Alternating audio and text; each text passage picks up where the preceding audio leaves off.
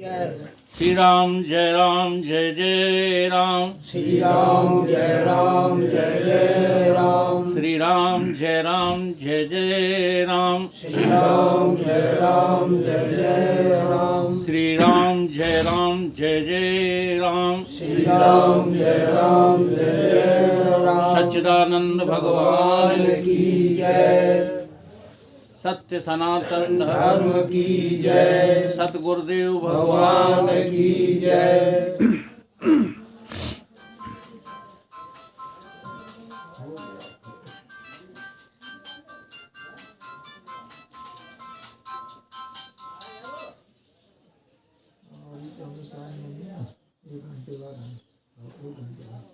थोड़ा मोबाइल वगैरह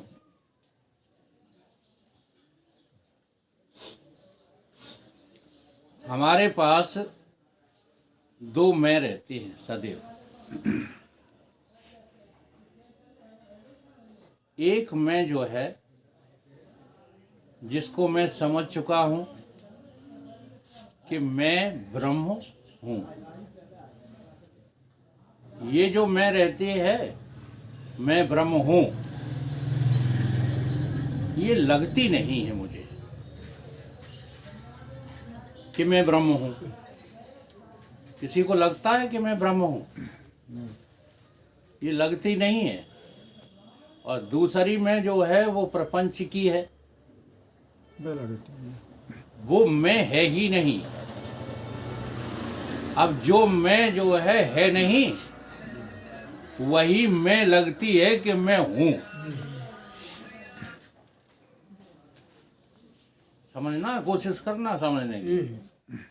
मैं ब्रह्म हूं ये लगता नहीं है, और ये वेदांतिक विषय है। वेदांत केवल उसी मैं को सिद्ध करता है जो मुझे कभी अपनी मैं लगती नहीं है। और दूसरा मैं है वो प्रपंचिक में है, और ये मैं मुझे हमेशा लगता ही रहता कि यही मैं हूं। मैं पिता हूं, अच्छा नहीं लगता? मैं पुत्र हूं, मैं बिजनेसमैन हूं, मैं अमुक हूं, मैं अमुक हूं, ये मुझे लगता रहता है जो है नहीं। ये बड़ी विचित्र कथा है। अति विचित्र भगवंत गति। लगता रहता है कि नहीं कि ये मैं हूं, ये मैं हूं, ये मैं हूं। अब साधना क्या करना है? हमको साधना ये करनी है सर्वप्रथम कि जो मैं मुझे लगती है कि ये मैं हूं, कोशिश करो ये जानने की कि ये मैं हूं ही नहीं। और ये साधना जो करना पसंद नहीं कर रहे हैं, आगे बढ़ ही नहीं रहे, उनको वेदांत की मैं कौन सी कि मैं ब्रह्म हूं, जी हाँ, असंभव है। कल्पना भी मत करना कि मैं ब्रह्म हूं, क्योंकि वो तुम्हें बहुत हानिकारक सिद्ध होगी। सर्वप्रथम आपकी साधना क्या होनी चाहिए कि ये मैं नहीं हूं, ये मेरा नहीं है। जो मुझे अभी लगता है, 100% लगता है कि यही मैं हूं, इसीलिए तो तुम लगे रहते हो उन कामों में कि तुम्हें पक्का है कि ये मैं हूं। अब इसका उपाय क्या है कि मुझे ये लगना जो है बंद हो जाए? किस साधना के द्वारा ये लगना बंद होगा कि ये मैं नहीं हूं? इसका उपाय क्या है? ये मैं नहीं हूं, ये मेरा भी नहीं है। ये लगेगा तभी बुद्धि में इसकी सुनिश्चितता होगी। जब तक लगेगा नहीं तब तक बुद्धि में सुनिश्चय नहीं है। केवल शास्त्रों में पढ़ पढ़ के रटते रहते हो मैं देह नहीं हूं। अच्छा, आप देह नहीं हो? देखो कितनी समस्याएं तुरंत सॉल्व हो जाती हैं अगर आपको ये लग जाए कि मैं देह नहीं हूं, मैं देह नहीं हूं, देह मेरा नहीं। ये किसी को लगता है? अगर ये लगता है तो ईमानदारी के साथ बताइएगा, फिर कोई व्यवहार है?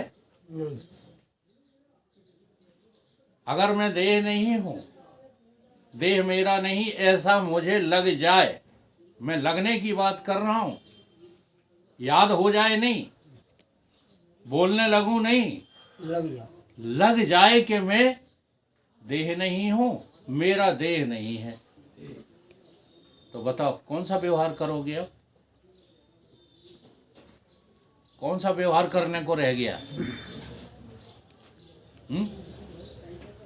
कोई व्यवहार फिर कर सकोगे? आप स्वप्न में भी कोई व्यवहार करते हैं ना, तब भी आपको वहां क्या लगता है कि मैं देह हूं, देह मेरा है। तो अब साधना करनी है कि मैं वो हो ही नहीं सकता जो कभी रहता है, कभी नहीं रहता। और उस न रहने वाले में जो मैं रहती है, जी हाँ, उसका अभाव नहीं होता। निश्चय करते जाओ कि मैं तो वो हूं जो रहता है। तो एक न रहने वाली मैं है, और उस न रहने वाली मैं में एक मैं, हाँ, जो रहती है, उसका कभी अभाव नहीं होता। तो न रहने वाली मैं को तुम हटाते जाओ, इसकी साधना करो। अब न रहने वाली मैं के ऊपर तुम सवार रहते हो, उसके ऊपर सवार बने रहते हो कि यही मैं हूं। ये लगता है? भूख लगी? किसको लगी? प्राण को लगी। लगी? अब तुम प्राणों के ऊपर सवार हो के क्या कहते हो? हमको भूख लगी है आज। पेशाब का वेग आया है ना, क्या कहते हो? कहते हो कि लगता है? केवल कहते हो कि लगता है। मुझे विसर्जन लग रहा है, ये कहते हो कि लग रही है?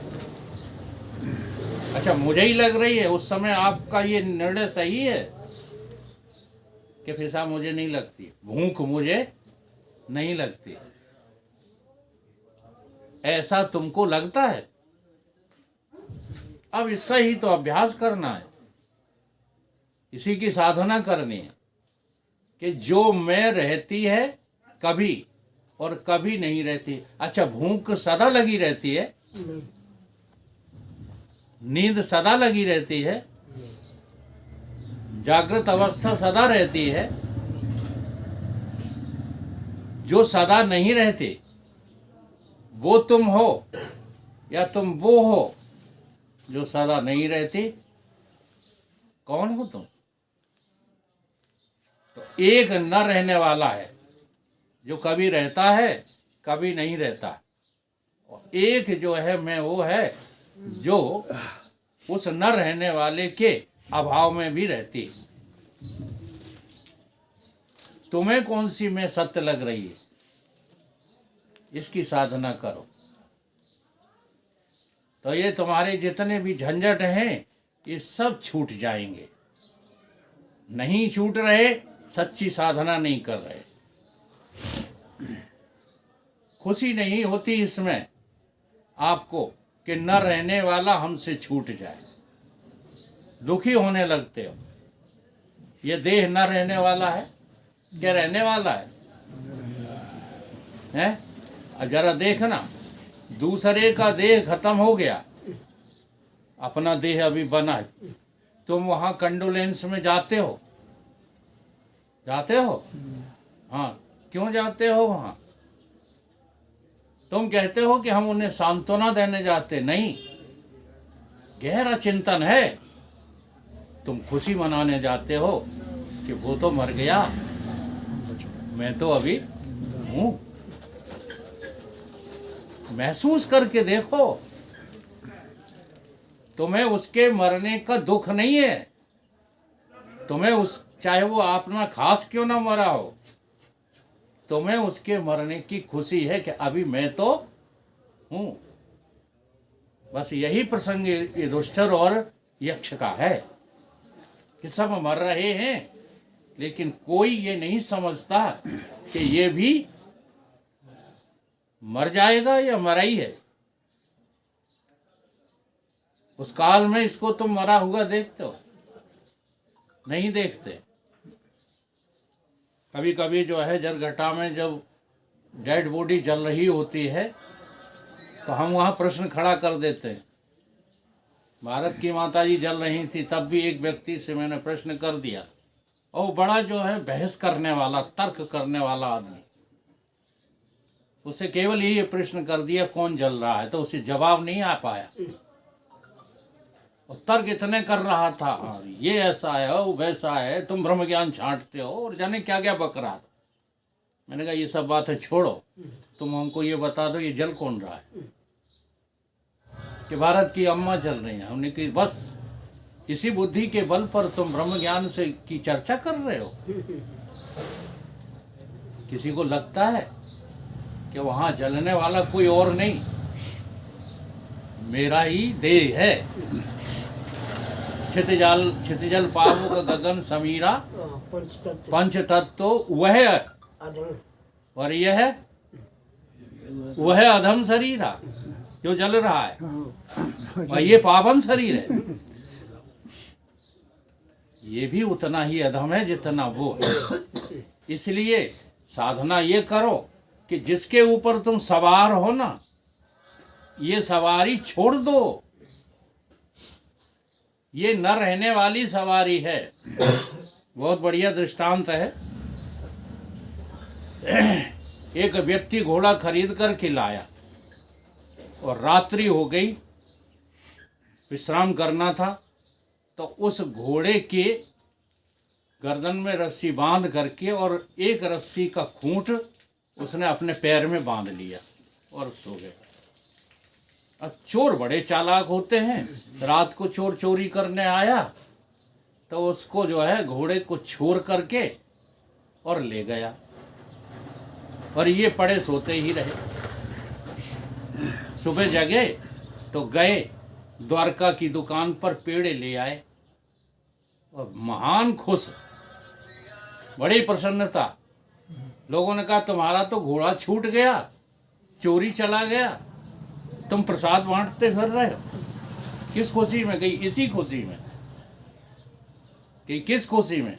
कि घोड़ा मेरा छूट गया इस खुशी में, चोरी चला गया इस खुशी में। उनकी ये इसकी खुशी क्यों? कि इसलिए सोचो जरा, विचार करो, अगर घोड़े की पीठ पर मैं बैठा होता तो घोड़े के साथ साथ मैं भी चला जाता।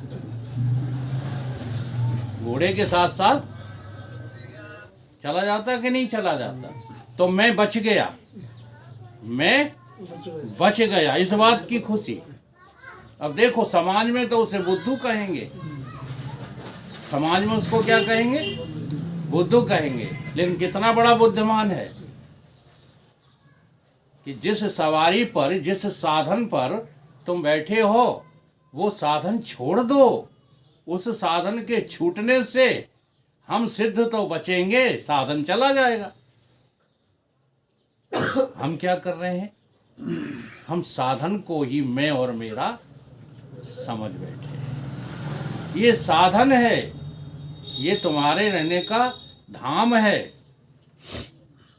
मोक्ष का द्वारा है, और तुम इसको अपनी मैं समझ बैठे हो। बस यही सबसे बड़ा अविचार है। इसको गहराई से विचार करना शुरू करो। रहते हो ना जिसमें, उसके छूट जाने से तुम्हें क्या लगता है कि मैं मर गया, मेरा छूट गया। अच्छा, मकान में आप रहते हो, चलो यहां से सोचना शुरू करो। मकान में आप रहते हो, तो मकान के कौन से हिस्से में रहते हो? आप जब किसी को परिचय देते हैं तो कहते हैं ये मेरा मकान है, इसमें मैं रहता हूँ। ये तो आप नहीं बताते कि मकान के कौन से हिस्से में रहते हो। आप पूरे मकान में रहते हो कि मकान के किसी हिस्से में रहते हो? अब देखना, मकान में पूरे में आपका आना जाना रहता है। ध्यान दो, उसको जो है बंद कर दो। मकान के पूरे में, अब देखो सभी का ध्यान उधर चला गया। मकान के पूरे हिस्सों में आना जाना रहता है, चाहे पसंद हो आपको चाहे ना पसंद हो। जैसे आपको रसोई पसंद है, शौचालय पसंद है, ना पसंद है, लेकिन जाते दोनों में हो। रसोई में जाते हो पसंदगी की है, शौचालय में जाते हो ना पसंदगी की है। अब वो बात अलग है कि शौचालय में जाकर के जल्दी पड़ती है, काम निपटा दो, काम निवृत्त कर दो और जल्दी भागो। और रसोई में जाकर के जल्दी नहीं पड़ती, लेकिन रसोई में ही तो नहीं बने रहते। रसोई से फिर गेस्ट रूम में भी जाते हो, स्टोर रूम में भी जाते हो। पसंदगी नापसंदगी का सवाल नहीं है, सवाल इस बात का है कि ये रहते नहीं हैं, हाँ हम रहते हैं। रसोई छूट जाएगी, हम थोड़ी ही छूट जाएंगे। शौचालय छूट जाएगा, हम थोड़े ही छूट जाएंगे।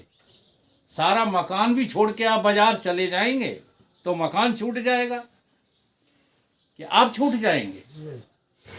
तो साधना क्या करनी है? न रहने वाले में रहने वाले का दर्शन करना है।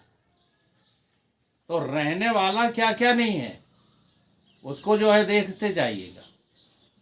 रहने की जगह हमारी, अब देखो मकान में एक ऐसी भी जगह है जहां आप परमानेंट रहते हो। अब वो परमानेंसी दुनिया के हिसाब से बता रहे, अध्यात्म के हिसाब से नहीं।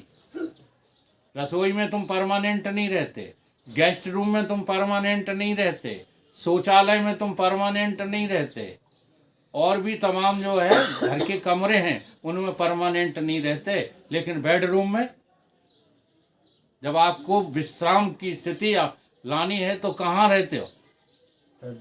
बेडरूम में। और वही आपका उस मकान का परम धाम है।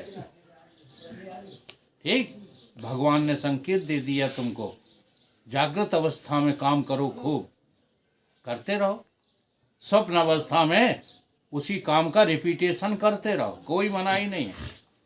लेकिन जब पूर्ण आराम चाहिए तो कहाँ जाओगे? हाँ, तो बेडरूम तलाशिए। बेडरूम ही हमारा परम धाम है, और उस परम धाम में सिर्फ जो है आनंद की अनुभूति है, और वहाँ कहीं कुछ भी नहीं है। और जहाँ न रहने वाले से हम संयुक्त हो जाते हैं तो हमको रोना पड़ता है छूटने पर। होना पड़ता कि नहीं?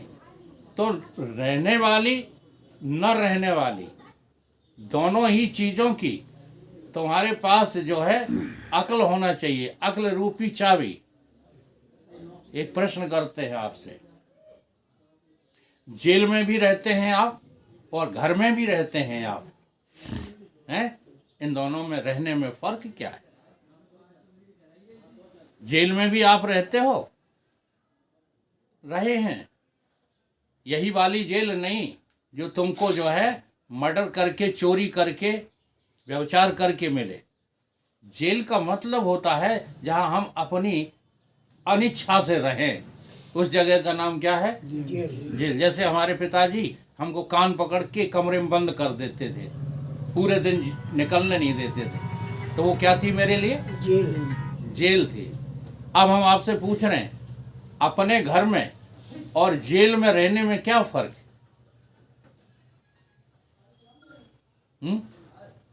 जेल में पराधीनता है। हाँ, बहुत सुंदर। इसका सीधा सीधा जवाब क्या है कि जेल के ताले की चाबी मेरे हाथ में नहीं है, पराधीनता। ठीक। और घर के ताले की चाबी मेरे हाथ में है, स्वाधीनता है। इसलिए संतों ने कहा है कि देर मत करो, कहाँ चलो, अपने घर चलो। अपने घर जो है पहुंच जाने का नाम ही है क्या? परम धाम। इसलिए सारी बातें भागवत की सुन करके राजा परीक्षित ने यही घोषणा की थी, मेरा परम धाम क्या है? अहम ब्रह्म परम धामम। मेरा परम धाम क्या है?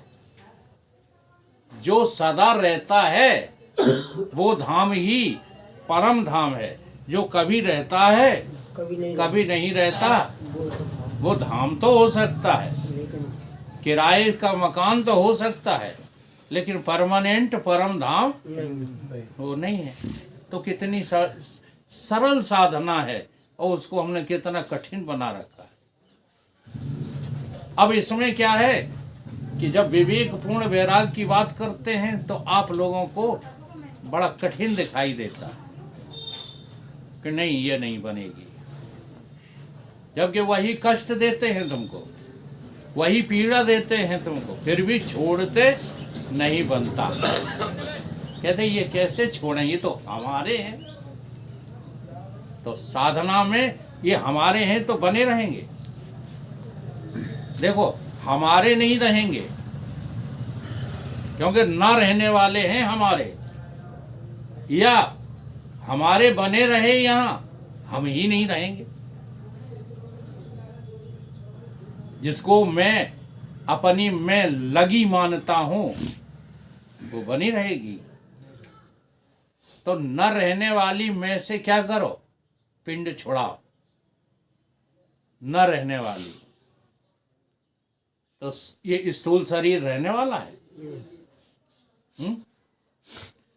चलो स्थूल शरीर जाएगा तब जाएगा, अभी स्थूल शरीर की अवस्था रहने वाली है कि न रहने वाली? जागृत अवस्था। अच्छा ईमानदारी से बताओ, जागृत अवस्था ज्यादा अच्छी लगती है कि निद्रा अवस्था? कौन सी अच्छी लगती है? अगर भगवान से प्रार्थना करें कि आप लोग जो है हाँ भिंड तो बना रहे, भिंड के काम सब चलते रहें, लेकिन आप सो जाएं तो इलाज करवाने लगोगे, बातें ना करो। हाँ कोमा का इलाज करवाते हैं, बेहोशी से होश में आने का इलाज करवाते हो कि नहीं करवाते हो? क्यों करवाते हो? अच्छी लगती है तो इलाज मत करवाओ। अच्छी नहीं लगती, कोई भी न रहने वाली स्थिति हमको अच्छी नहीं लगती। इसलिए बहुत सरल साधना है, और ये साधना वेदांतिक नहीं है। अभी पूर्ण ब्रह्म ज्ञान नहीं होगा, लेकिन वैराग हो जाएगा। इस साधना से क्या हो जाएगा? आपकी जो है रुचि हट जाएगी। जो आपको मैं मेरा लगता है वो मैं मेरा लगना बंद हो जाएगा। केवल इतनी साधना करो, होश पूर्वक करो, बैठ कर करो, चलते हुए करो, फिरते हुए करो, काम करते हुए करो। ये मैं नहीं हूं, ये मेरा नहीं है। मैं मेरा न रहने वाला हो ही नहीं सकता। करो अनुभव करके। दुकान रहेगी, दुकान परमानेंट रहेगी। अच्छा चलो दुकान फुकान को छोड़ो, रिश्तों पर आ जाओ। सबसे नजदीक का रिश्ता जो है ब्याह करके लाए हो, पत्नी रहेगी? हैं? हाँ विधोर वाले तो जल्दी बोल देंगे। हाँ बताते एक दिन काउंटिंग चल रही थी कि सत्संग में कितने विधोर हैं और कितने जो है क्या है सुहागन। तो विधुर वाले जो है आपस में प्रेम करने लगे। तो वो जल्दी कह देंगे, लेकिन थोड़ा सा विचार करके देखो रहेगी क्या? अच्छा वो बनी रहेगी तो तुम रहोगे क्या उसके लिए?